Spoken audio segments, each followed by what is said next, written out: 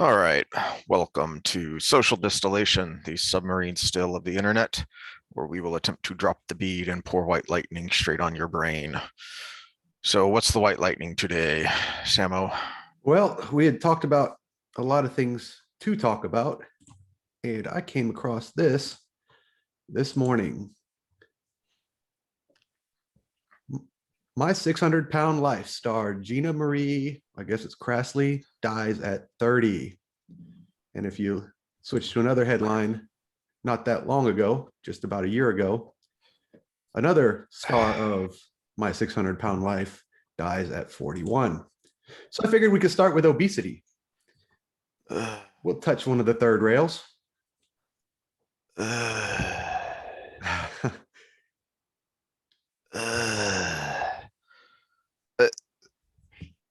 That, this is a great example of how radical and insane the regressive left has become just in the last few years. One of my rants last time was about the lack of credibility so many public health officials and people in the media have over COVID, because they just flipped the script. They just flipped sides on a dime. It's literally Orwellian. For those of you who haven't read it, actually go read the book. Um, with no acknowledgement, no explanation, nothing. Same thing with body positivity. It's political nonsense. Can we not remember that not that long ago, Michelle Obama was the first lady, and her big thing was getting healthier lunches in schools and combating the epidemic of childhood obesity. And then just all of a sudden, out of nowhere, somehow, now it's all body positivity. And how dare you? How dare you have a model on the cover of your model magazine? No, you have to have a body positive model. Okay. Well, let me start with some disclaimers. Disclaimer one, obviously, talk to your doctor about any health conditions you may have, including obesity. Uh, uh, we are experts in health and human sciences, but nothing we say on a podcast constitutes medical advice or official exercise or diet advice. These are just good thoughts we have. You're not a client. We don't know the details. So consult a health professional or hit us up in the comments and we can maybe hook up and talk about doing something remote. Actually, let's start advertising that more. Mhm. If you want official health advice, I'm available. Hit me up in the comments. The second disclaimer is get over yourself. Talking about obesity not being healthy is not fat shaming.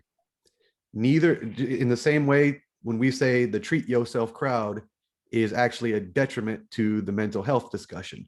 So get over the fat phobia, because it is not healthy. And we are not talking about aesthetics. We are not talking about beauty. We are not talking about sexual preference. We are talking about your personal health.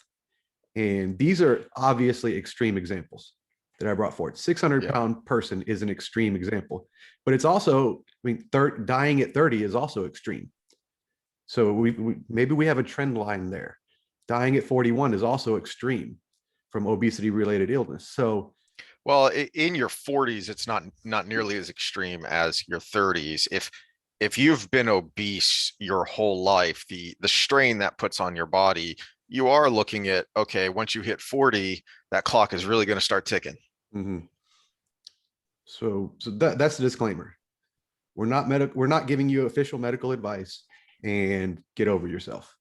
So well, the get over yourself is especially important, because that's so much of what we talk about is we aren't allowed to talk about certain things because everything has become black and white. So you can't say you can't talk about the science of obesity and the dangers to health that that represents, because then you're fat shaming. You're no, we're stating a fact. If we're being jerks about it, then sure, we're being jerks about it.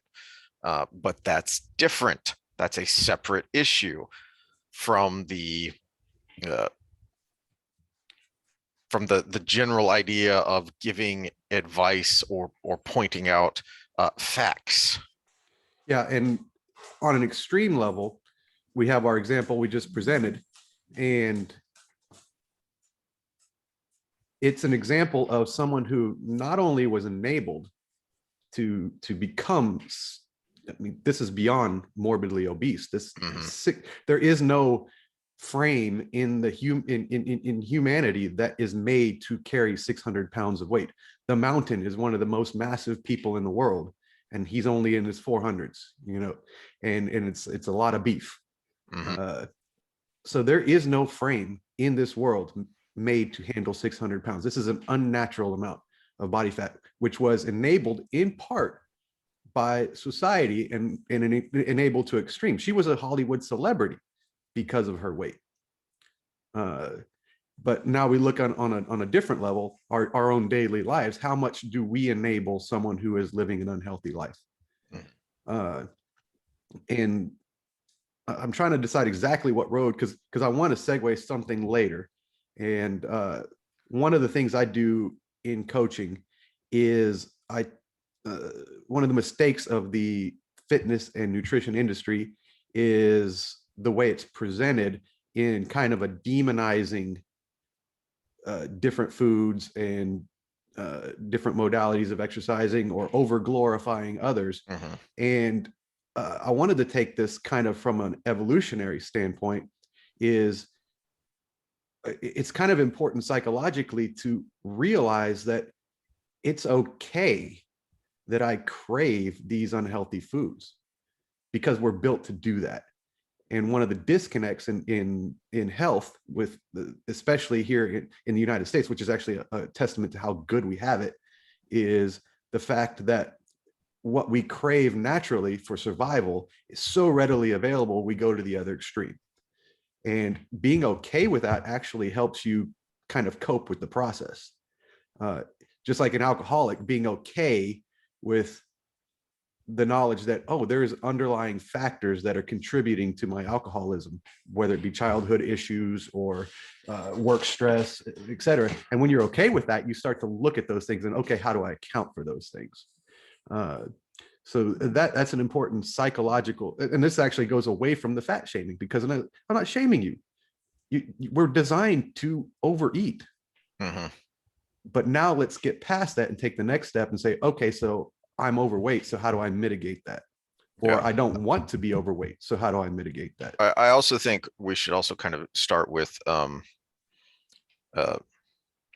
Health 101. I think we mentioned this way in the distant past, but the reason being overweight is bad essentially is that it puts your body into a kind of total state of low grade inflammation. Is how your body reacts to being overweight. So your body is kind of constantly trying to fight that, and that's where a lot of the health issues from obesity come from. Well, two things. So I'm gonna zoom out a little bit on your statement. It puts your body in a constant state. I guess stasis would have worked too. State of increased stress, and inflammation being one of those stressors. Yeah, that's a better way to put it, because that also accounts for the mechanical pressure, stress that's being put on your joints and things. Because it's not just the fat you're storing too. The fact that you're taking in all this excess affects your hormone profiles. Insulin's the great example. It's not the obesity that causes the insulin resistance. It's the path to obesity that causes the insulin resistance, because you're taking in too many sugars, simple sugars, and spiking your insulin too often, which can be beneficial if you harness it in the right way. Again, I hate when people demonize something. did I send you the thing that T Nation posted about a month ago that was diet industry, eating too many simple sugars, processed simple sugar is bad for you? That's not complicated enough. Let's keep going until everybody's afraid to eat an apple. Like, and I have a specific client that will not eat fruit because it has sugar in it. And I'm just like, we're going too far. In fact, every carbohydrate you eat is going to be broken down into a sugar. So let's just see how we can not psychologically destroy ourselves while we're trying to maintain a healthy weight. But you know, some people are higher in neuroticism and they fall down that rabbit hole. But so that's number one. The second one is when we talk about fat specifically, at a certain point, it actually becomes an immune response organ, secreting its own stress hormones, its own inflammatory hormones. So when you carry an additional amount to a certain degree, it almost starts becoming a snowball rolling down the hill. So Yeah. But yeah, that was the pan out and then actually zoom in back to back on your statement. Continue. Well, I think you're just adding to all of the reasons why you need to have a frank conversation with yourself, and society in general needs to have this frank conversation that this is why you need to address obesity, or just being overweight before you even get there. Because as you get there, you're going to put yourself in a negative feedback loop that just makes it worse and worse and worse and harder to dig yourself out. Because then you pile onto that you pile onto the physical stresses, the mental stresses of being overweight, or all the way into the obese category. And now you're going to you probably got there because you wanted that hit of satisfaction that junk eating gives you.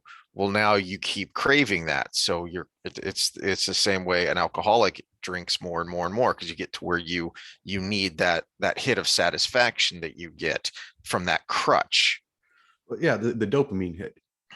I mean, diet addictions are every bit as strong as a drug addiction. In fact, in some cases, they've been shown to be a little bit stronger, with the exception of something like heroin, which almost it's really, really hard to get off of. But yeah, it's both the mental and the chemical response, because we psychologically eat all the time. And sometimes you have to just take a step back and say, am I eating because I'm hungry, or am I eating because I'm bored, or am I eating because I'm stressed?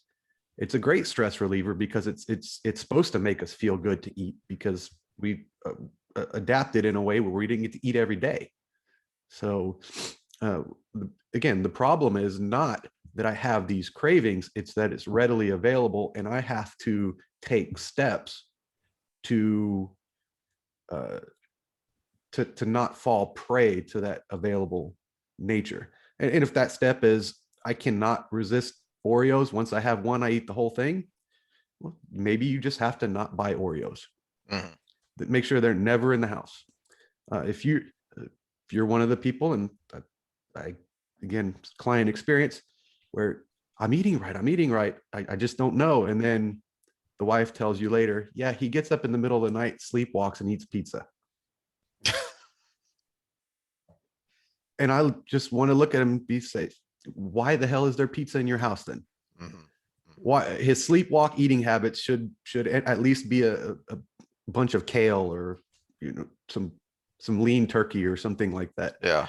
At least mitigate the damage. If he's going to sleepwalk and eat, at least make sure it's something that's going to benefit his body in the process. So this is where a little bit of individuality comes in, because you got to figure out, can I handle the craving? If you can't, you just got to eliminate it, even if it's for a while. Because I used to eat I was one of the Oreo things. If I said I did a line, that means I ate a line of Oreos. And so I just had to stop buying them for several years. And after that, I actually don't even really like them now, because I've gotten over that kick. And then I taste one, I'm like, well, that's too sweet. So it doesn't have to be permanent, but it at least has to be long enough to where you get over that hump. And Yep. this is where it does differ a little bit from alcoholism. An alcoholic that goes cold turkey 10 years down the road and has several drinks could kick right back into it. Well, Yeah. I guess you could kick right back into it, but I think that's a total elimination of the addictive molecule, not necessarily the specific food. So like the sugar busters, I hate the sugar busters diet because it's the one that makes everybody afraid of fruit even. If you kick simple sugars and then you have something 10 years down the road that is consisting of simple sugars, you're going to go back into that ravenous state. Mhm. But if you kick Oreos, then you might not like them later once you get out of that psychological addiction, which is I like the taste of that. Does that make sense? Yeah. Yeah. Um, and that's, I don't know where you wanted to go with this, but one of the things I actually wanted to talk about dovetails right into this. So, I mean, what you were just talking about there is, okay, well, we've established, in case anybody had any questions, being overweight is bad and leads to even worse things. So there is where you start when it comes to getting your diet under control. Okay, but now where do you start when it comes to exercise? And this is something I was thinking about and wanted to talk about to see your thoughts. I know I've ranted a lot on crappy form and stupid Reddit and Instagram workouts that I see at the gym that drive me bananas and make me want to work out in the garage even when it's 110 degrees.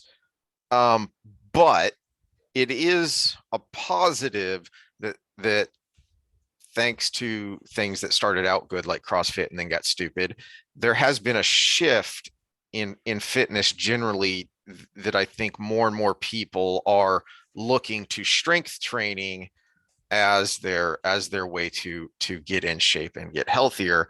However, there still are a lot of people that just don't know where to start when it comes to strength training and figure, well, I'm just going to get on this treadmill because that's something. I'm just going to sit here for an hour on the elliptical because that's something. Mm-hmm. And in actuality, that can be negative, again, depending on your situation Well, for two yeah, and reasons. that's no, it is true that I'm happy for those people that they're doing something, because if they were Mhm. sedentary and they started doing that, that's a positive. And sometimes, especially when we talk obesity, I I want as little stress on their body as possible. Dr. John Russin, talking about walking, says treat stress like an investment. And Mhm. their biggest stressor is going to be the weight on their knees and ankles along the way. So I get on the elliptical. That's fine. You know, of course, address diet so you get a better Yeah. result. But once you've dropped about 50, 60 pounds, well, now you can start adding and adjusting. So that's a situation where it's good. Your 40-year-old soccer mom that's really not obese, that just wants to get back in shape because she doesn't look as good in the bikini as she used to. Well, now you're probably starting too little. And okay, 2 points you said. Well, the two reasons I would give why the cardio can be a negative as a place to, well, three reasons. Actually, now that I think about it, as a place to start. One, what you just mentioned, the stressors. I see a lot of people jogging on a treadmill who should not be jogging Mm-hmm. because they're overweight, they're older. You can just tell that they are really straining themselves and they're really not feeling good while they're doing it. I would say But I've, minimally jogging. huh? I would say they should be minimally jogging. Even Yeah. minimally, I see people and I'm like, what? I can tell by the look on your face that hurts. So why are you doing it? And I've talked to some of these people and I'd say that looks like it hurts. Why are you doing it? Well, it makes me feel good because I feel like I've done something. I feel like I've worked hard. Okay, well, you have worked hard, but you've beat the crap out of your knees and hips. One. Um, Two, the other way it can be negative is there have been a number of kind of survey studies that show people when they exercise, they actually gain weight and not the good weight that we've talked about of, the muscle over fat. But as your activity level goes up, you're going to be more hungry. Mhm. And if you don't address the diet, uh, and you just start eating on top of what you're already eating that's bad, you're actually going to end up eating more, because steady state cardio is not burning as much as it feels like when you kill yourself on the treadmill for 30 minutes. And the third reason that I try and steer people away from that is the number one reason people give up on an exercise program is because they don't see results. And if you go with With the number the two being they get hurt, which plays into exactly what you're talking about too. yeah, so if you hurt yourself, you're obviously not going to see results because you're not going to be able to continue exercising.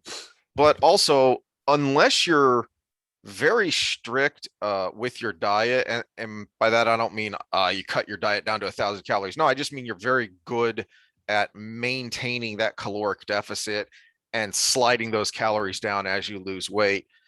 The steady state cardio model is a really difficult way to lose weight. It's going to be slow.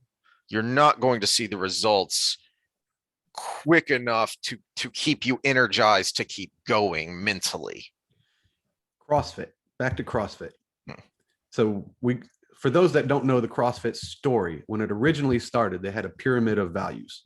And at the bottom was fundamentals and nutrition. And then it was base strength. And then it was the more advanced strength and power type modalities. And then at the very top was fun, sport, motivation, etc. So that was kind of their pyramid going up, a very simplified version of that. So that's great. That's actually the best model. Being able to do proficiently what you're going to do, addressing nutrition, and developing this base to build from, and then building strength on top of it, and then getting to the higher impact, higher explosive, faster movements, because we do need a little bit of fast twitch movement. So if I trip on what's more important, if I'm on a busy street and I get pushed off a curb into traffic, to be able to squat 500 pounds or be able to catch my weight on one leg really, really, really quickly. So it is important for health. And then we got added benefits that it's a great way to build bone density, et cetera. So they had that on the pyramid, and the original founders, even Greg Glassman, which is a shit person, but are geniuses. They really are. And they built this pyramid, and then at the top, we're like, we do know people need to have fun too. They need to be motivated. They needed that camaraderie. But then at some point, they realized that's hard to market. And not only did it start to shift, but eventually it flipped on its head, and the sport became the bottom of the pyramid. And then it worked its way up to the basics. And that's when you started seeing the emergence of the CrossFit games, and it really worked. They became an industry at that point. And it was only Greg Glassman at that point. The other original founders were gone because they didn't want to switch the script. But he knew he was a great businessman in that way. He's like, hey, we could do this. And he's kind of a shit person, so he didn't care about the consequences at the end. But so that's kind of the story of CrossFit. Now, one thing they in the beginning they might have had better, but I wasn't. I don't know where they stood on this, but it's definitely wrong now. Is they do, people overdo steady state cardio, but they basically don't do it at all, right? It's all intervals, it's all circuit weight training, it's all go go go go go go go go. And so the exemption of that is a detriment because it's beneficial and it has its time and place. I go for an hour-long walk 2 to 3 times a week, and it has switched some things that were bothering me in my health. So it was the thing I was lacking, and I knew I needed to do more. Now it also is mentally refreshing. If you can get in a zone, that's great for your mental health as well. So they eliminated that, and then the flipping of the switch was the other issue with CrossFit. But their original model, add that steady state cardio to that base, and you have almost a perfect model for human development, because we are jacks of all trades. We're not, very few of us are masters of one discipline. Mhm. So for the general public, if we want a healthier country, that original model of CrossFit was exactly what we need. And it's very close to my model. Yeah. And so where do you start then with that model?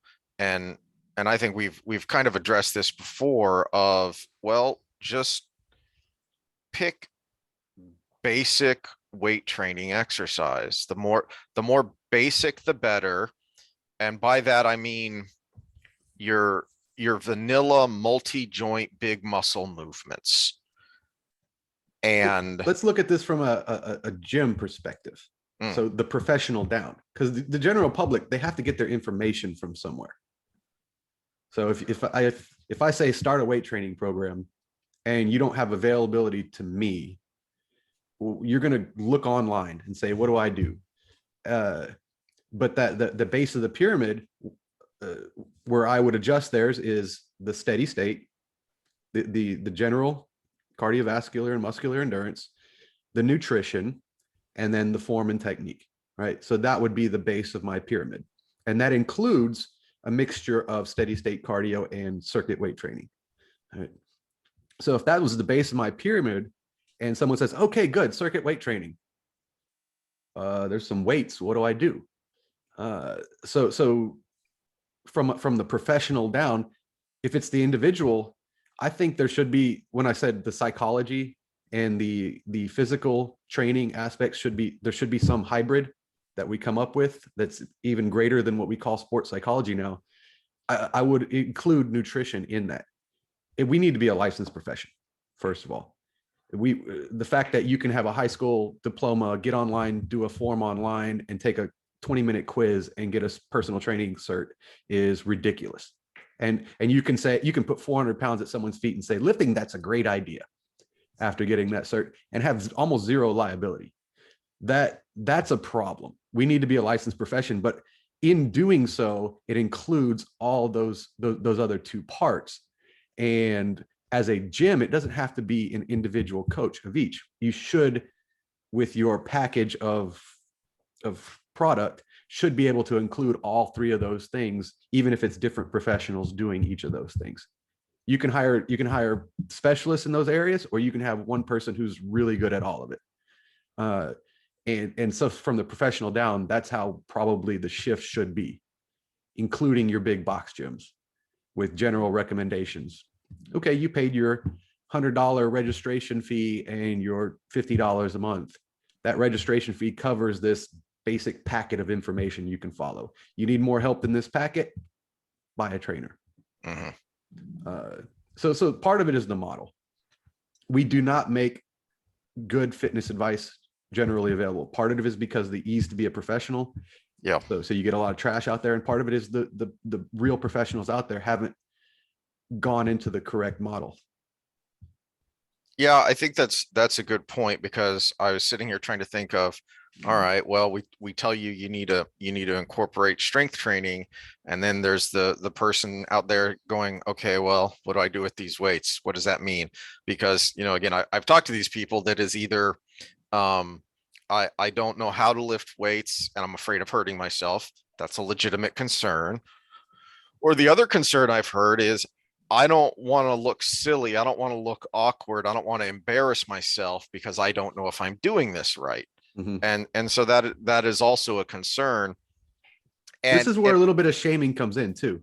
yeah, As a slight tangent, one of your pet peeves is people doing stupid things in the gym.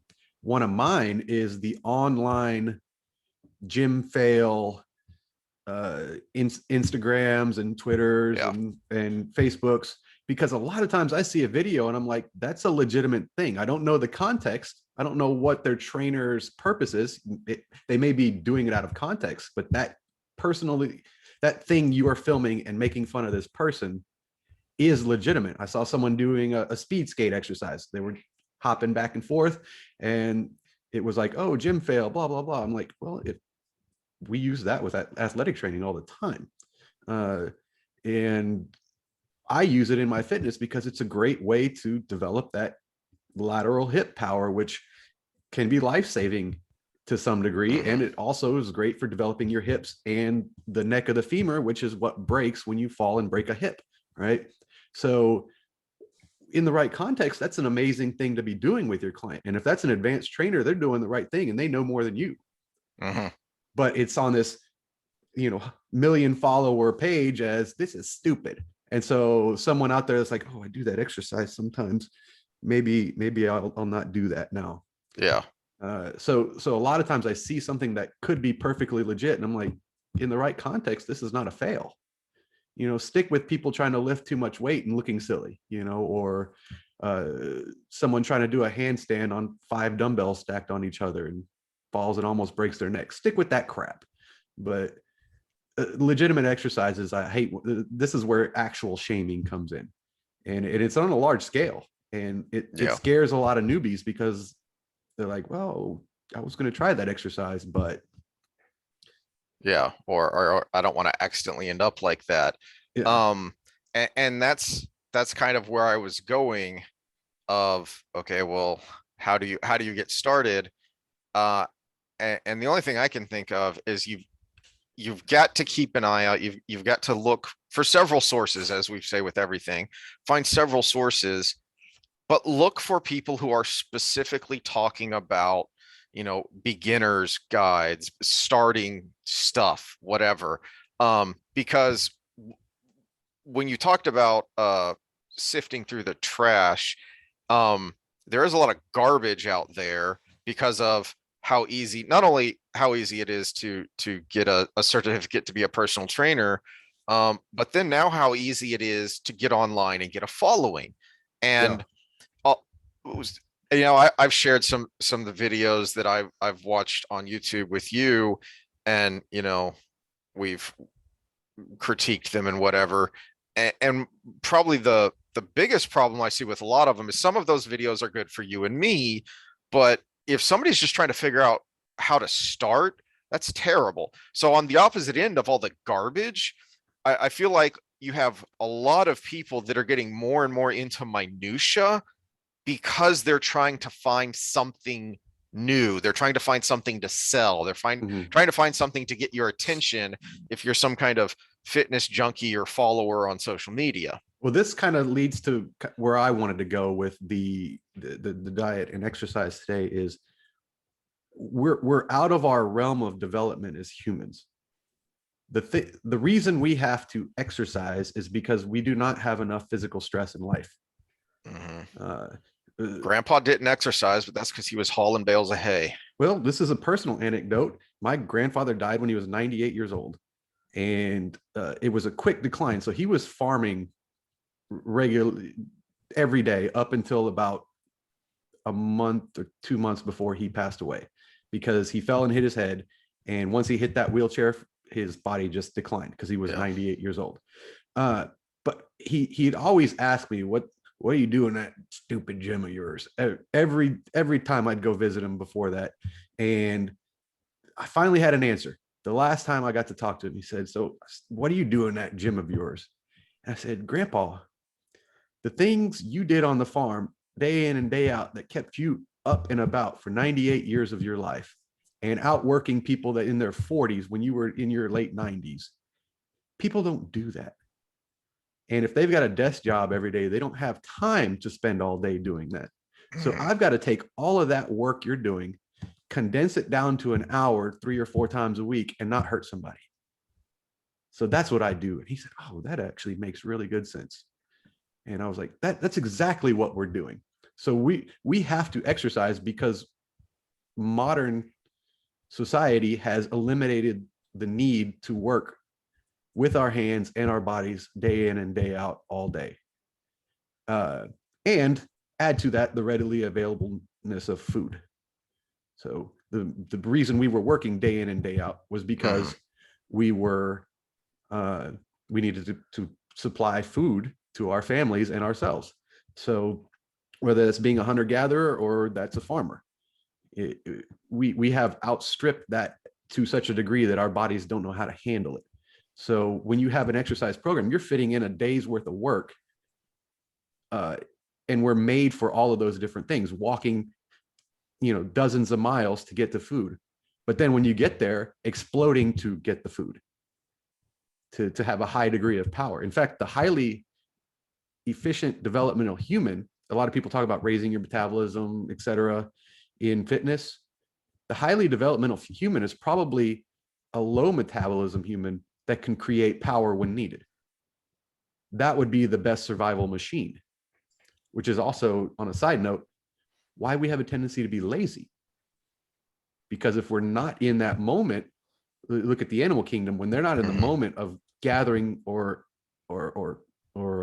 catching their food, they're sleeping, because they're conserving their energy for that time when they have to go get more food. So we are hardwired to eat. We're hardwired to be lazy. But there is also a part of us that needs to move. And so we have to find that balance in a world where it's not needed. And that's where I wanted to go with this, is with the diet, it's okay that we crave these things because we're designed to. Mm-hmm. With exercise, we have outstripped the need to use our bodies, but our bodies still need to be used. Mm-hmm. And we were talking about relationship and family. Now we can look back at the development of adult development of how having children and reproducing and all of those things fit into a pair bonding, which we call a monogamous relationship, right? So that's kind of why I wanted to go down that road a little bit. It's because of, you put all these things together, a lot of things that are hard for us in today's society, which again, we see divorce rates up, we see domestic violence rates skyrocketing, especially since the lockdowns. All of these things actually kind of make sense if you look at how things were done in nature, then how they were adjusted to agriculture, and now how we basically outstripped that to some degree. Did you want to move on to the relationship stuff, or did you have more to say about the fitness? Yeah, before we move on to that, one final note on urging people to make sure you incorporate strength training as part of the foundation of what you're doing. I've used this analogy with people and I found it worked. I don't think I've told it to you. Is the one of the other big pluses to strength training is it just makes it easier to adjust your body composition. So if you've got a glass of water and it's got a bunch of salt in it, is it easier to get the salt out or just add more water? So if you're overweight, if you're carrying around too much fat and you want to adjust your body composition, add more muscle. Yeah, it'll pay off in the long run too. And there's a whole bunch of, much more complicated parts to that. But I have found that for a lot of people, that helps that light bulb go off, because I don't know how much of it is societal, cultural, of what our impressions are of fitness. We've ranted about the Biggest Loser model of how we hate why we hate that. But I'm going to say it's 100% cultural, because in the day and age where we didn't need daily exercise, it wasn't even needed to be thought about. So it was the fact that we outstripped that culturally that we even have the need. So I would say it's completely cultural, the way we think about it, because thinking about food in a way that's not, I need to eat to survive, is completely 100% due to the fact that we have too much food. We're designed to think of it the opposite way than we think about it now. So we know that's cultural. Nobody in the African Sahara is saying, well, look at that plant I can eat right there, I'm going to pass it up, I'm getting a little big around the middle. So it just doesn't happen in nature or cultures that don't have abundance. What I meant by cultural, though, is I think when most people think about getting in shape, they think, I've got this spare tire. I need to attack this fat. I need to burn this fat. And they don't think, I'm getting a spare tire. I need to add on some muscle. Mhm. And if Well, your it's again, focus is all, I need to it's burn, you're leaving out a core component of that foundation, which is the strength training. well, yeah, and there's a lot of we could get more technical on this, but I'm going to get the simplest version. Train for gain, diet for loss. Because you want something productive out of your training. Mhm. Calories lost is catabolic, right? So you're not, if your training isn't building something productive in your body, then it's worthless. Yeah, yep. Even if you have to start with the walking, because if you are sedentary and you go to walking, you are building muscle in your legs, you are building bone mass, you are building you are creating an environment in your cells with the mitochondria and the other uh, structures in the cell that make you more receptive to cardiovascular training. So you're doing all those things, but if your sole purpose is to burn, then you're probably going to overdo it, that you negate the benefit. Uh, so so nutrition for loss, exercise for gain, and gain takes on many forms.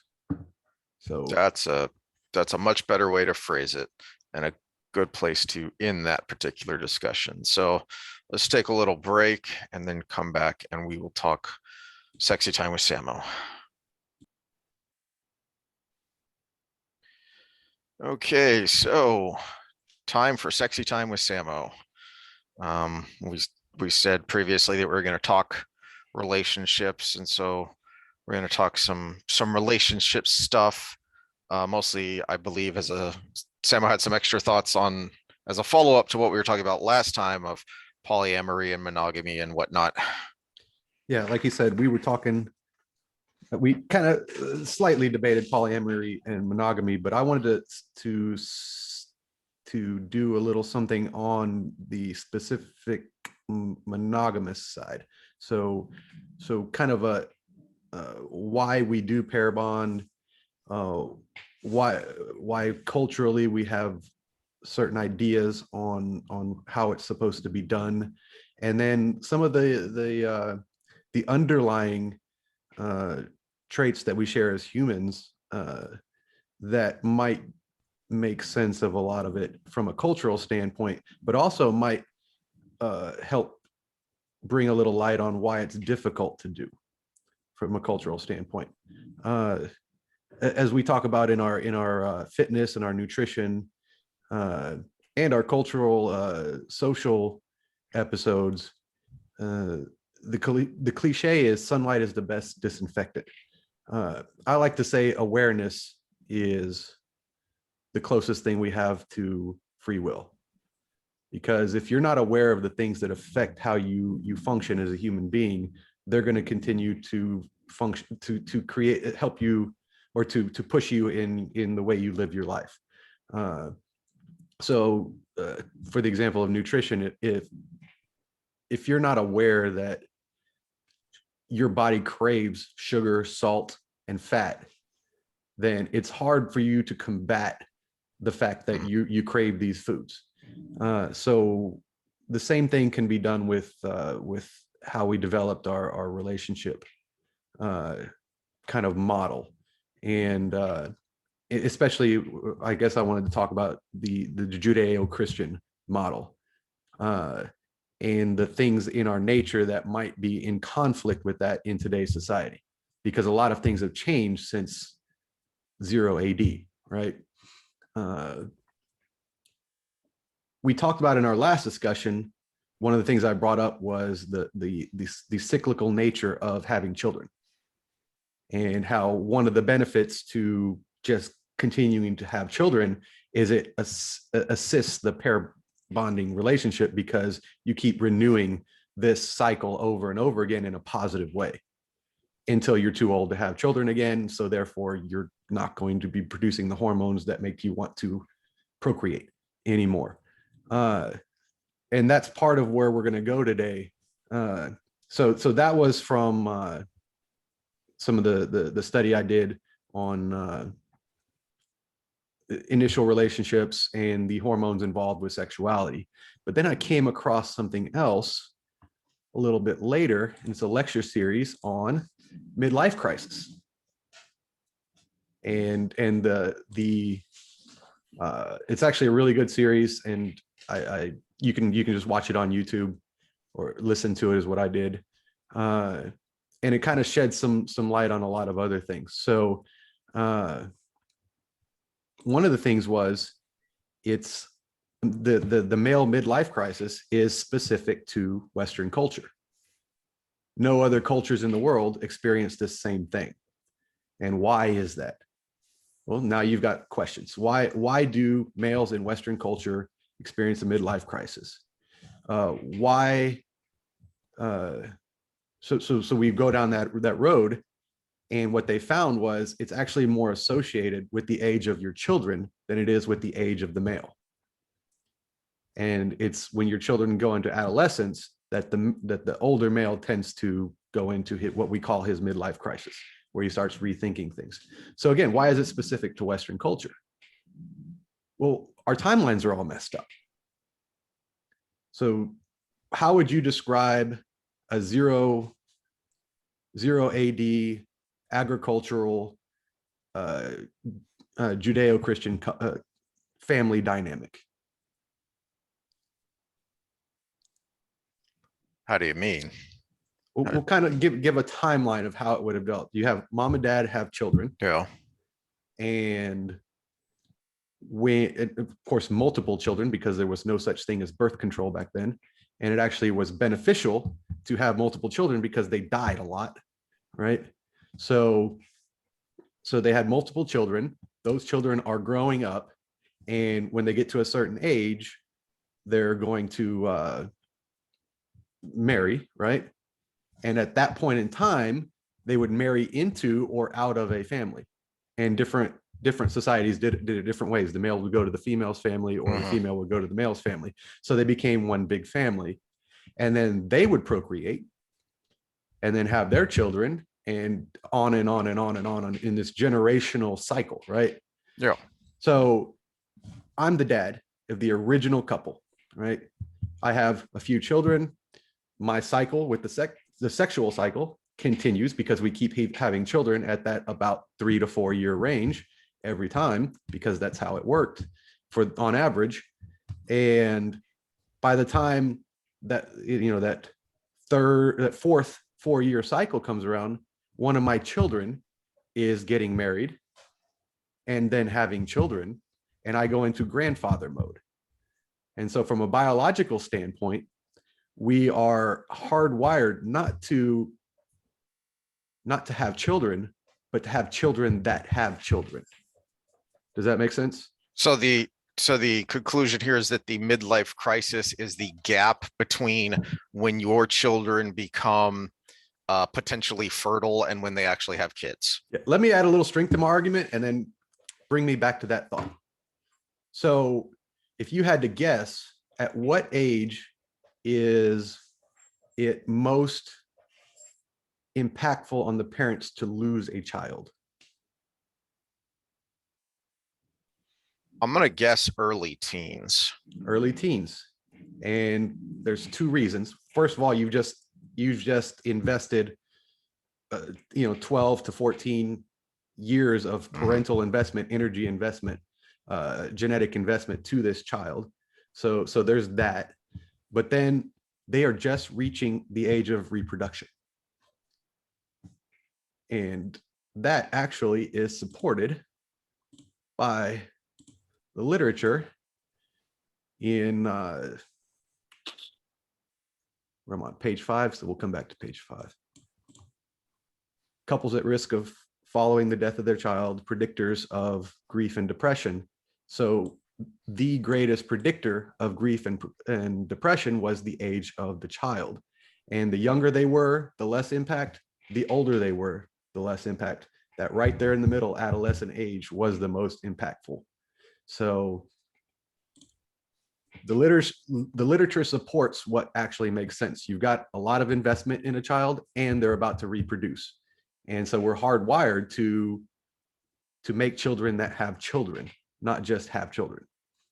We see this in other cultures too. Mowabi, I'm going to get the pronunciation of this tribe in Africa wrong, but the average male until the age of 25 learns how to be a warrior. And then at the age of 25, they basically retire if they live that long and get married to a female that's approximately 13 and has their family and raises their kids to either be warriors or a female ready to marry at 13.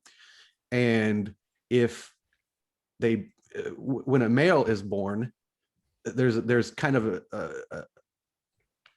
more of a drive to make more children, because the chances of that male making it to 25 as a warrior are a lot less than that female making it to 13 to have babies. So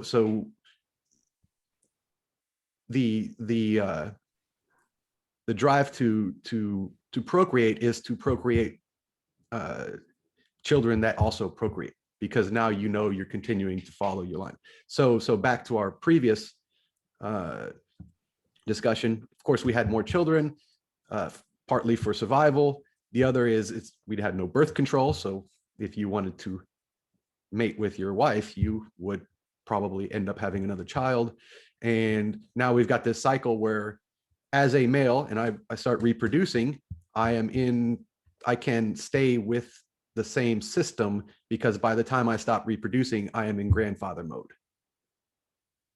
And also we've got another factor in there with the female is by the time they cannot reproduce, which is the menopause, well, we're all getting too old to do it anyways.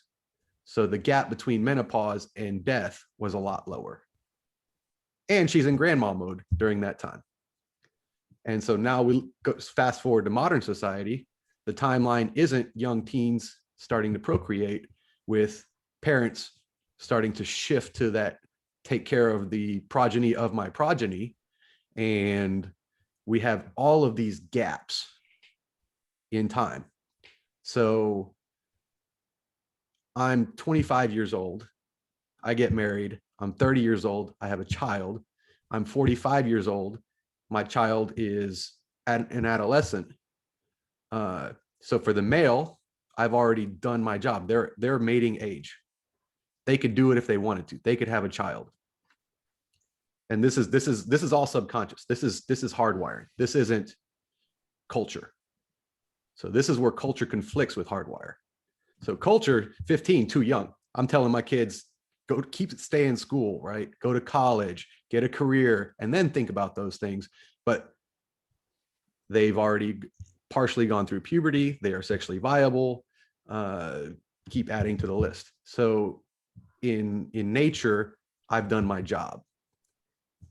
But also, now add to that fact, we only had 2 kids because we're an American couple. We're going to have our double income, 2.5 children, a dog, and our house, right? So now males starting to go into that, I can still reproduce. And now I have no reason to keep investing in this child because they're there. Female, on the other hand, so now we fast forward a few years. Now she goes into menopause. And now we've got another gap between kid grows up.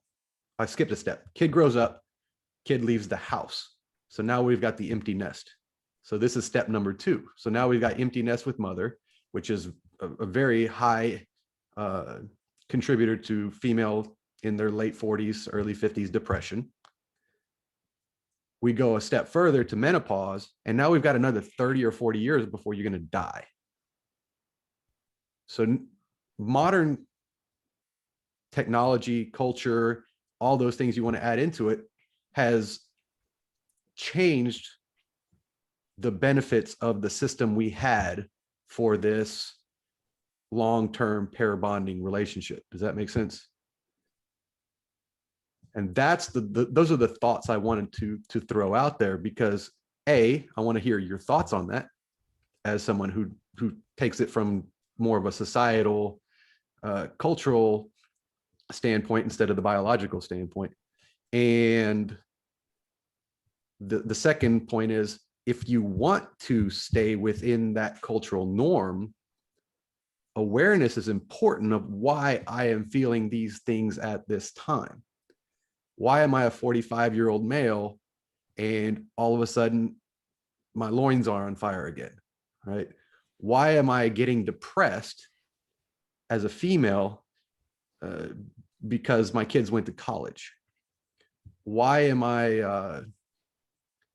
have things changed after I'm no longer sexually viable because I went through menopause and through these 30 more years until I'm going to pass away? So awareness is huge. And those are just biological facts and the timeline of how they happen. Whereas when you look at design, before we had modalities such as birth control and ideals of how we put our kids through school and how they go into their career and the timelines that have shifted there, and when they get married and procreate, we've added on average a decade to when the children take that next step because of the way society has shifted. And that's a pretty significant change between how our system was structured back when the original values of pair bonded marriage became the common practice. Well, I'm not entirely sure where to start. Did you want to go back to the point about that, the gap between, uh, what was it I said that you wanted to come to? That the midlife crisis was the gap between um, adolescents and grandkids. Yes, that's probably the biggest gap that we're talking about there. Mm-hmm. The other part is the awareness that I'm still a sexually viable male. Mm-hmm. I have done my duty to create a sexually viable child, and then that gap, the fact that I still can do this thing unconsciously, I can still do this thing, and I don't have an outlet for it in my future progeny because I've done my job with my child, but I don't have a grandchild, and or multiples. And I would love a follow-up on this with large families, like males who have fathered children that are still young as the first ones. So say I have 5 boys, all 3 years apart. That's a 15-year gap. So the first one reaches adolescence, but he does that 10 years before he has a kid after adolescence. But I still got 5 years of an overlap with the youngest child. So I would love to see follow up on that in if those males are less likely to go into that hormonal, basically, regression. That I'd be curious about. So that aside, yeah, I'm talking about that gap between having produced a sexually viable living child and that child reproducing. And the way we do things now, there's typically a gap because we have 1 to 2 children and then stop. Usually around the age range of 28 to 32. Several thoughts. I'm trying to decide where to start there. Well, let's just start with the generational component that you brought up, because I didn't know where you were going to go with this, and that's interesting because when you said you wanted to revisit this a little bit, that was one of the first things I thought of was the because you'd kind of touched on this last time we talked about this, about that gap there, and where you get a disconnect between men and women as men get older but are still sexually needy on a biological level. Mm-hmm. And there, to me, there's still a strong case for putting in the work for monogamy because of that generational component, because it's not just the the man and the woman raising the child, but then it's that man and woman helping with and being an example to the grandchild. Mhm. So I'm not, as you say, I'm looking at more from a historical and cultural perspective, and the family is the foundation of civilization. It is the nuclear family, the base family unit, is the base economic unit. The economies revolve around people trying to take care of their family and everything that entails. But then, uh, How do you account for actual polygamous societies then, like the ancient Babylonians or? mhm. Well, no, I kind of mentioned that last time, which was that was the exception, not the rule. Even with widespread polygamy, it was still an upper tier thing. You had to have, this may be an extreme example, we're going to get in trouble, slavery. So slavery in the United States. I don't remember the exact numbers off the top of my head, uh, but it was something like the top 10% of wealthy people in the South own something like 90% of the slaves. Because sure, technically everyone could own a slave, but that's a lot of uh, time and investment and capital that you're going to have to put out that most people just don't have. Mhm. So most people didn't. So that base unit was still there at the bottom of the pyramid, and yeah, at the top, the people who had enough wealth to take care of that many wives and also take care of that many children, and then have enough wealth to pass on something to those children. Well, this is why there's actually the interesting phenomenon of, in polygamous societies, most people are monogamous. And in monogamous societies, most people are unofficially polygamous and we call it cheating. So there's actually a flip in those two scripts. So in polygamous societies, you also see a difference in income disparity or resource disparity. You see a wider gap, right? You see that the alpha on top that has his harem, and then everybody else that's clamoring for the scraps. Mhm. Whereas typical monogamous societies tend to be your more agriculturally successful, your more equitable societies to some degree, more industrial societies. And yes, America is more equitable than most tribes in Africa because of that difference right there. So polygamous societies tend to be more monogamous out of need. Mhm. When you're living day to day and you're grinding by to support yourself and your family, including your offspring, you don't have time to start thinking about, ooh, I want to go hook up with somebody. You don't have Yeah. time or energy for that. Whereas when life is good, you can dwell on those things. So let's get back to the biological basics. Well, that's where I was going to go next because I feel like you led me right into it. There's my next point. The other thought I had while you were talking is the biological is just a component. We are more than the sum of our parts. Mhm. And I think it's not a coincidence that the idea of a midlife crisis sprang up, not just in the West because of our monogamous Judeo-Christian culture, but also because it coincided with a huge boom in economics, and a huge shift in culture towards selfishness. So you have the Let's not go there yet.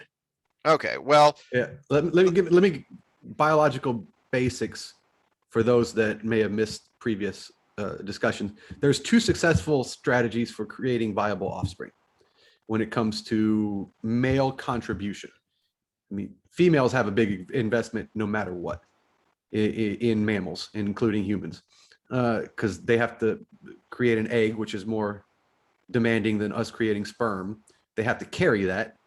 And then with humans, they're dependent on the mother for so long that they have to take care of it. So no matter what society you're in, or you're on a desert island and you didn't know anything, that's the way it is. So the male has two successful strategies to choose from. It's not a choice because you're kind of one or the other, or a combination of both.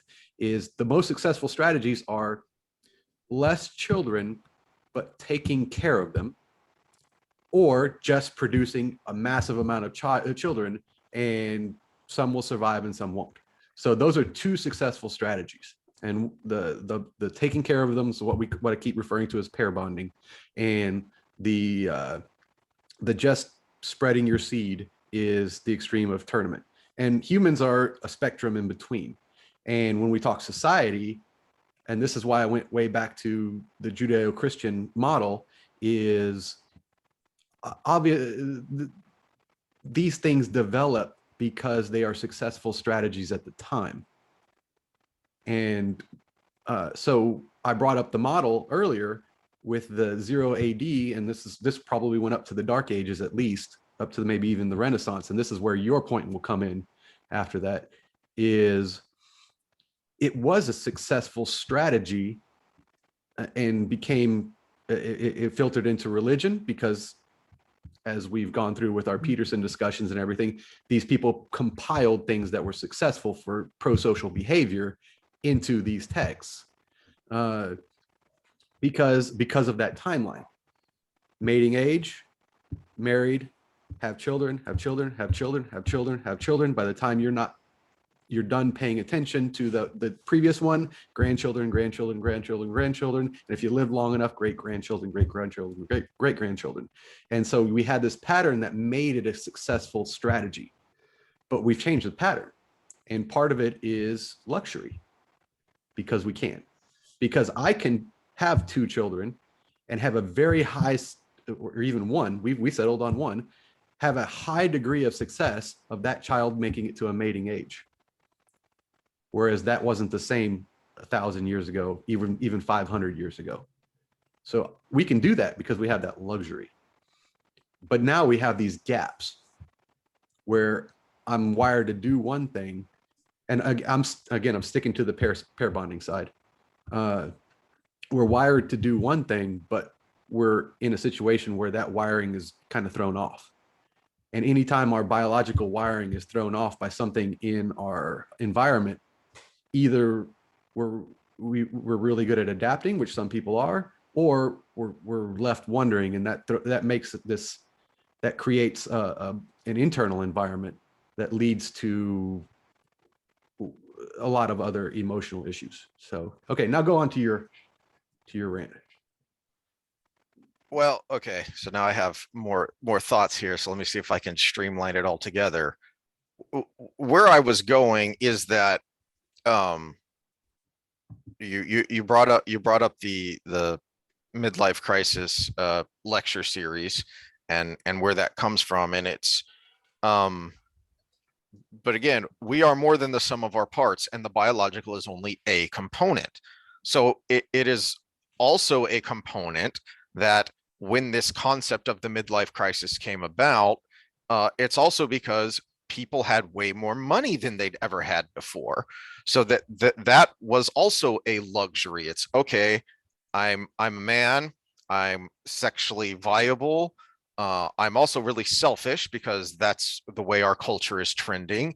And I've got a lot of disposable income because I also, in that gap you're talking about, I also happen to have basically hit the peak of my earnings, because that's the way most the timeline of economics would go, is that in your mid 40s, that there used to be a saying, oh, they don't let you make any money until you're 40. Well, because once you've hit that mid 40s, you've got a lot of experience you've paid off debt, you've got savings. So now you've got all this disposable income, which is where the manifestations of it come from.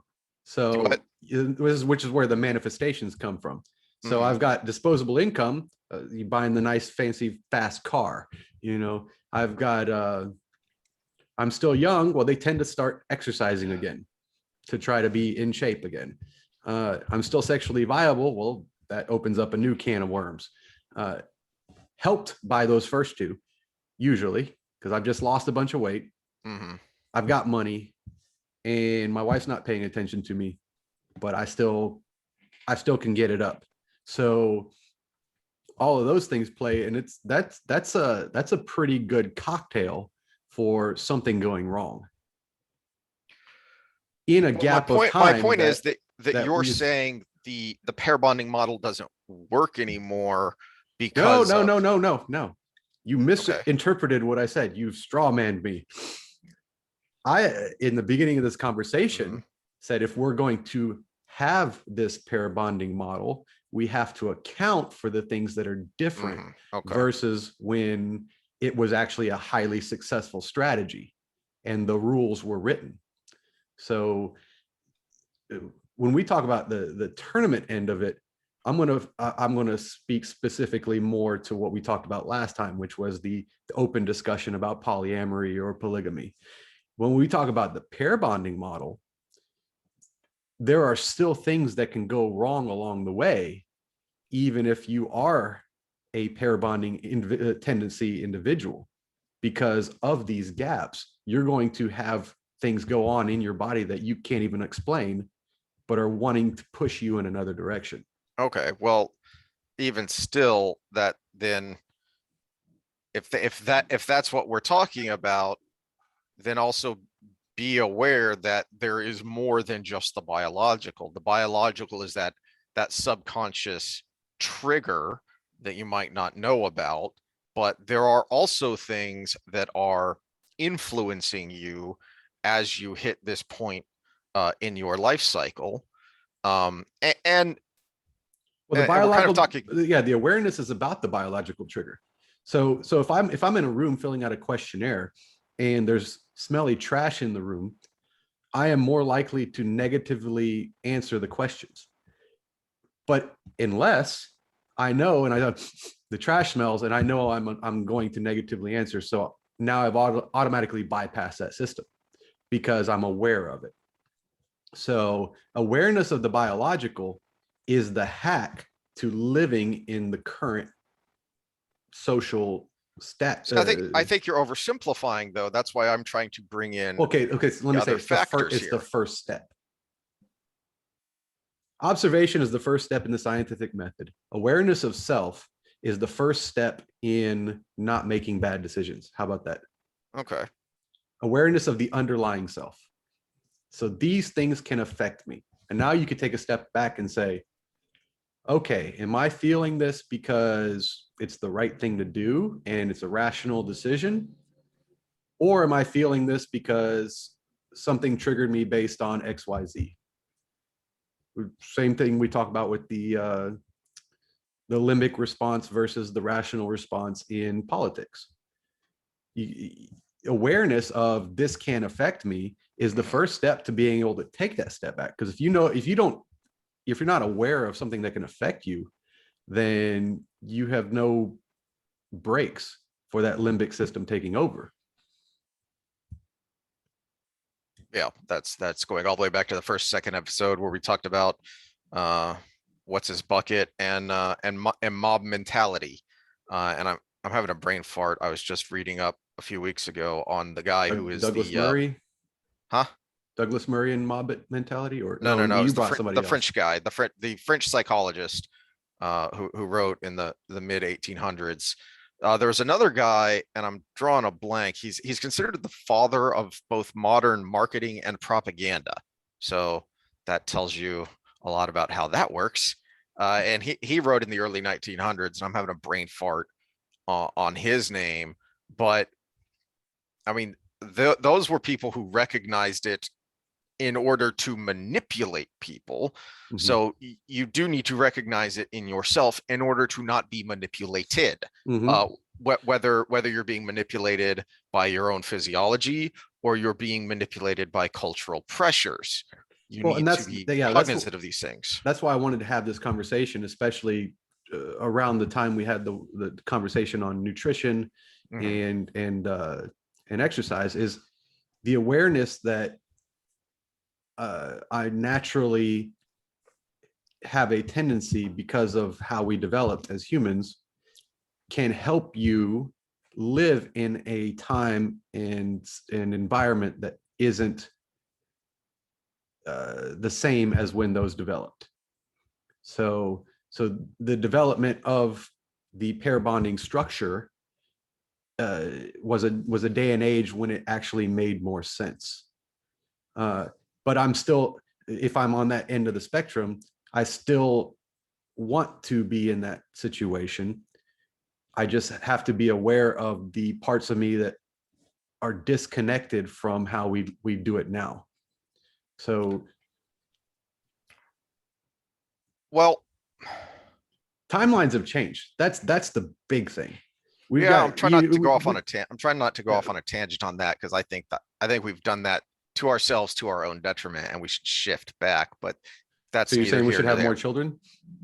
I'm saying that we have done a disservice to ourselves and our progeny by insisting, no, no, no, no, you don't, you can't have kids now. You need to get settled. You need to get established. You need to, that's one of several reasons that we Well, have you're pushed absolutely our right. children You're back. absolutely right. We have one of the biggest issues now is we delay maturation. Hmm. Kids coming out of college at 25 years old are still on the apron strings. Yep.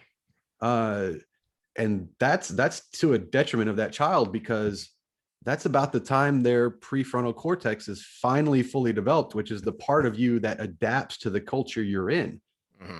And which is why it takes so long to develop, because it's the part that adapts to your environment versus the part you're kind of born Yeah. with. Yeah. And your living environment, not your prenatal or young toddler environment, but the things that pick up on social cues and what's right and wrong. When is it right to lie? When is it right not to lie? When do we lie about Santa Claus? Okay, that's okay. Do we lie about, you know, how we spent $1,000 of our joint bank account? No, we don't. That's not acceptable.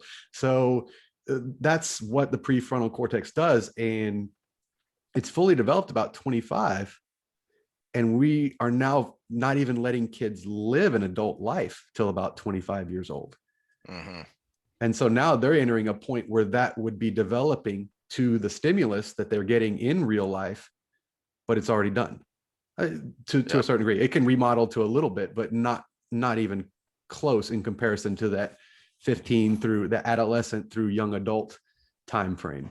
So that's one of the big disconnects.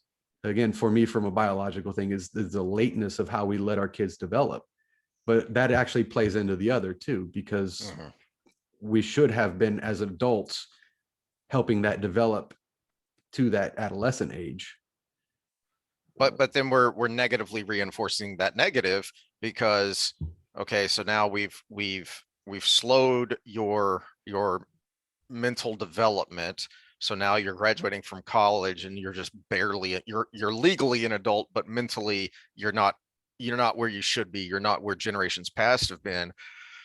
But then we're negatively reinforcing that by saying, okay, now keep being a kid until you're in your 30s and then you can have children. Okay, well, now you've compounded that immaturity, and you're going to have to try and raise your own little human, Mm-hmm. rather than being in, rather than trying to do that in the peak of your mental. But also another factor is your physical maturation. I really think that, speaking from experience, having accidentally done this, um, being a parent of young children, especially, is a lot easier when you're in your early mid 20s than when you're in your 30s. Because once you hit 30, things start to slow down. And so it becomes much more difficult to keep up with that childhood energy. So physically, I think you also do a disservice by telling people, no, no, no, you can wait, you got time. And then the last one, just because this is kind of my area, is economically. It That's where I it was going to go next. it Yeah. creates a disruption. So you've started to establish your career, women especially, but men as well. You're kind of interrupting your career that you're just hitting your stride in, to now you have to take care of young children.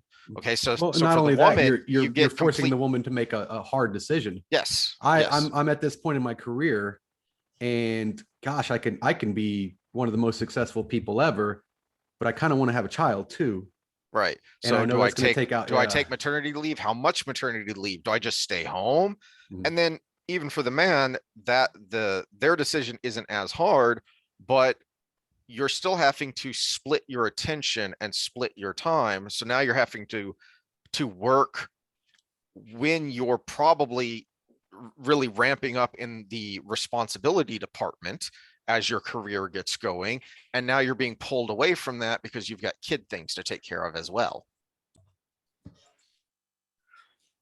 Okay, so you've got all of those things piling on. And I think I've kind of accidentally worked myself into my my conclusions, my thoughts on everything you laid out here, which is that I think the reason I kind of instinctively said to some of the stuff you were saying is that I don't think it's the I don't think it's the structure of our society that has broken or endangered this pair bonding model. I think it's our psychology and our culture that has broken this pair bonding model to its detriment. Because when you first laid this out, you said there are two viable ways to procreate: the pair bonding way or the trophy way. I would disagree in that there are two biologically viable, but there's only one viable option when it comes to creating a strong, lasting civilization, and that is the pair bonding model. And so, if you care about civilization as a whole, or just your generation in particular, then you need to care about this pair bonding model and what it takes to make it work.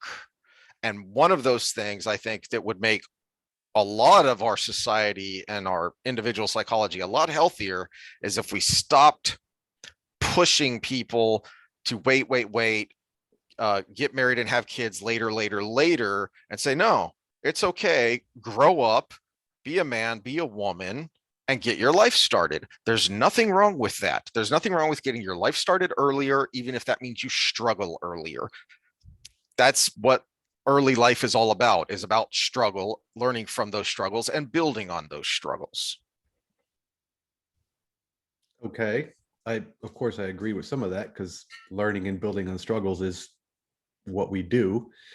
From a societal standpoint, though, because, oh, shoot, because we are a mixture of both, a long lasting society needs to be a compromise of both tendencies. And how can you create productive members of society with a little bit of A, a little bit of B?